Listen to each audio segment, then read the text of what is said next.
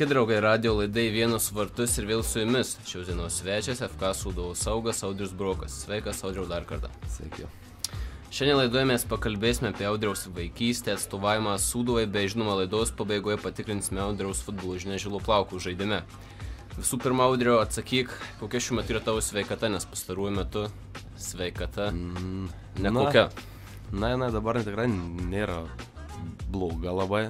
Gal šiek peršalės, bet šiaip jeigu žiūrint į tas traumas, kiek aš jų turėjęs, tai dabar jaučiuosi tikrai neblogai ir stengiuosi padėti Sūduvai kiek įmanoma.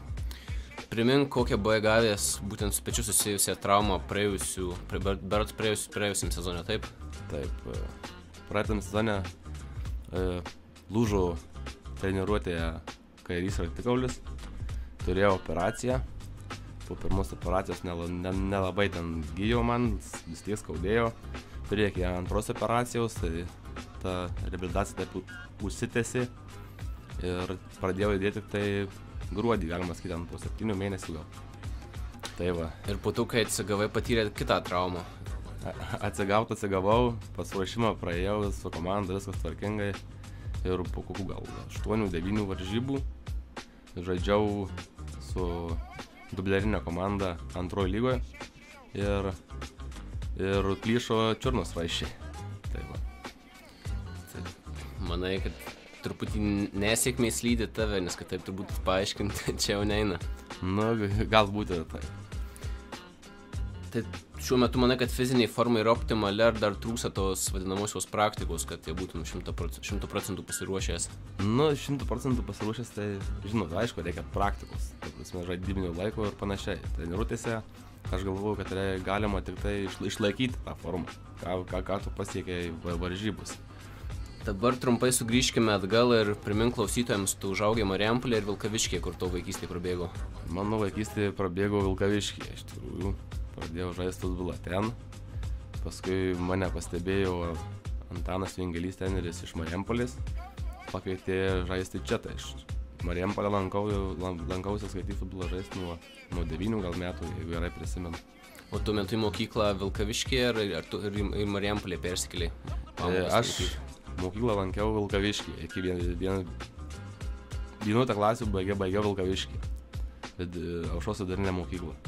Bet paskui teko pereiti į Marijampolę, kad būčiau čia arčiau ir vis tiek daug pamokų ir praleidai ir panašiai. Neina taip suderinto laiko su pamokų su futbolu. Tai perėjau ir pabaigiau 12 klasę Marijampolės profesinio rengimo centre. Gal turėjau Sūduvos komandoje pravardę, aš esu girdėjęs, bet nežinau, ar čia ta ar ne ta tai. Rūnis. Rūnis. Kaip tau šitą pravardė prilipo būtent prieš kiek metų? Net nepamenu iš tikrųjų. Kaip namo čia prilipo kažkoks 3 metus gal.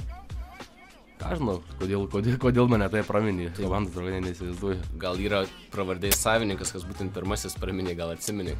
Žinokit, neprisiminsiu šito. Tau pačiam Rūnis kažkuo artimas širdžiai ir tiesiog... Nu ką, geras žaidėjas. Gal aš kažkiek jį panašus, gal dėl to mane praminė Rūnio, aš nežinau. O būtent kuomet augai savo stilių formavai pagal kokio tipo žaidėjus? Turėjai kažkokių tai... Pagal save. Pagal save. Norėjau būti aš. Ne kažkas kitas, norėjau būti aš. Tavo šeimoje sportininkų daugiau yra, ar tu vienintelis toks į sportą nusukęs? Aš vienintelis. Vienintelis. Visada žaidėjai saugo pozicijoje ir puolėjo pozicijas išbandė. Aš, man atrodo, žaidžiau visur, kur tik įmanoma.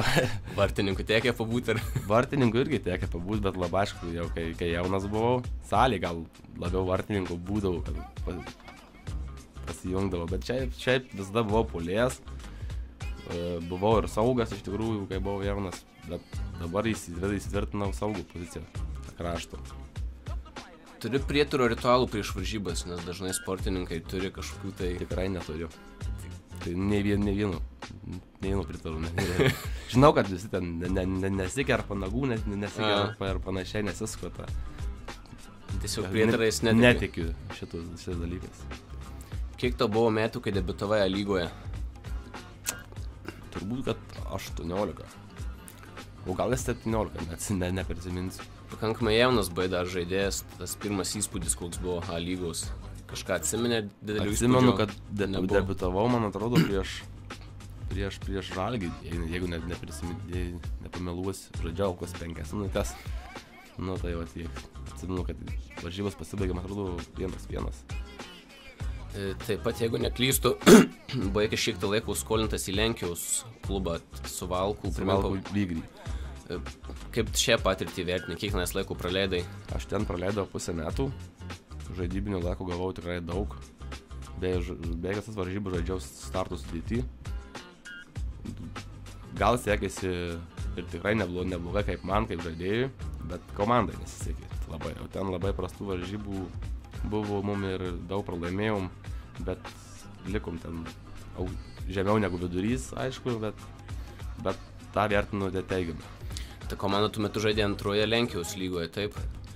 Kaip vertini lygį, nes čia girdėjau ekspertų nuomonės, kad būtent antra Lenkų lyga prilygsta mūsų pirmai lygai, tai... Nu, gali būti kažkas panašaus ir taip.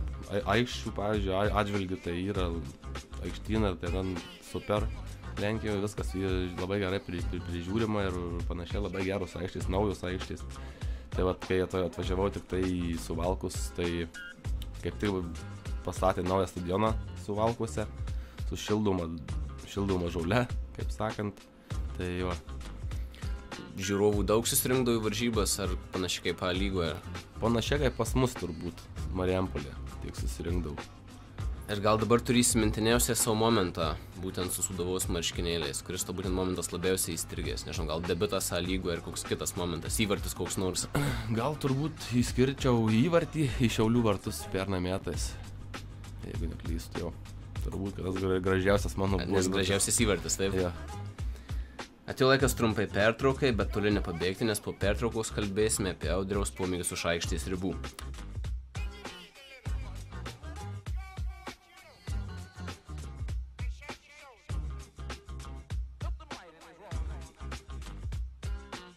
Radio laidai Vienas vartas ir vėl beldžiasi jūsų namus. Šios dienos svečias FK Sūduvos saugas Audrius Brokas. Laikas pakalbėti apie Audriaus pomėgius už aikštės ribų. Kaip leidi laisvalaikį? Iš tikrųjų... Įvairiai? Ne, nusėdžiu namie ir tiek. Ilsiuosi labiau ilsiuosi ir tiek. Ta daug nieko. Ar psichologiškai būna sunku, kuomet esi traumuotas ir to laisvo laiko sąlyginai daug? Kaip stengiasi negalvoti apie tai, juk dar negreitai, tarkim, išbėgsi į aikštelę ir kaip tas toks psichologinis vis tiek tokiu mini-įtampa būna, įsivaizduoju. Tikrai tai būna labai sunku psichologiškai. Nu, tiesiog, reikia pajaust tai. Turbūt, kad kiekvienas žmogus atrodo, va čia nekreipčiau dėmesio. Bet iš tikrųjų daug apmastai, daug minčių kyla visokiausių stengiasi tiesiog užmirštės ir žiūrėti į priekį ir tiesiog tolin. Grįžtant prie tų pomėgių, gal žvejys esi užkietėjęs ar dar kažkokių tai turi? Tikrai žvejot mėgstu, bet jau kokį 3 metą nenuvažiuoju, jau taip neprisiruošiu, vajezu. Taip, mėgstu labai naktinę žūklę ant dugniniais, niekaip šiandien šįmet mūsų ežerą iš tikrųjų nuleido, tai taip ir neprisiverčia nuvažiuoti.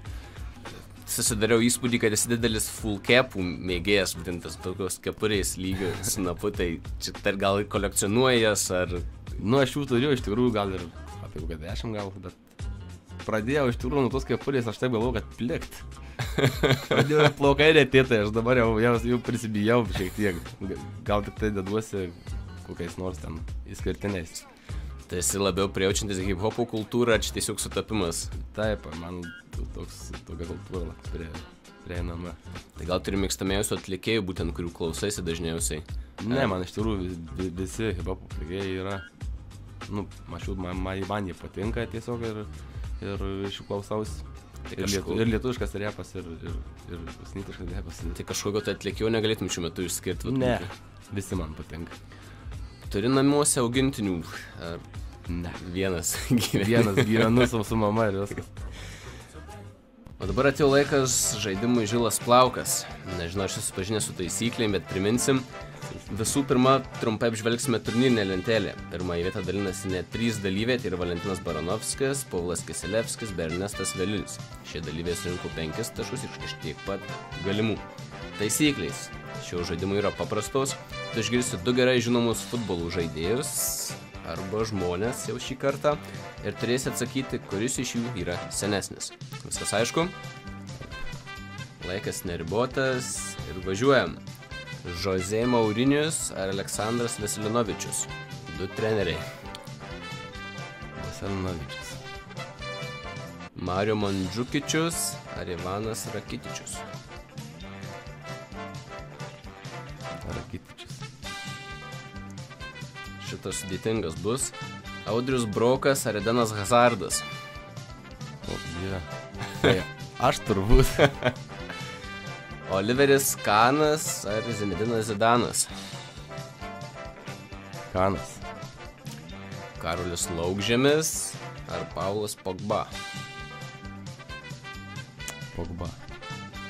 Kaip manai, kaip sekėsi? Nulį atspėjau čia. Truputį geriau. Su pirmaisiais vis dėlto Aleksandras Veselinovičius ir Ivanas Rakitičius yra jaunesni, bet tai Brokas ir Kanas yra vyresni už. Ir žinoma, Karolis Laukžemis truputį yra vyresnis už Pogba.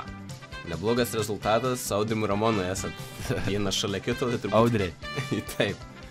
Priminimas tau klausytojų ir tau draugams. Spalio 18 dieną Marijampolėje Sūduvos klubas namuose sutiks su Utenos Utenių klubu.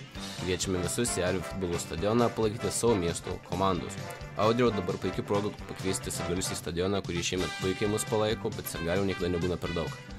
Kviečiame visus atvykti, mums jūsų palaikymas yra svarbus ir mes per jūsų tai geriau žaisim. Laidai Vienos vartus atsisveikina su jumis iki spalio 22 dienos 15 val. Visus laidų įrašus galite rasti oficialioje Sūduvos svetainėje fksūduva.lt. Su jumis buvo Andrius ir Audrius Brokas. Iki. Iki.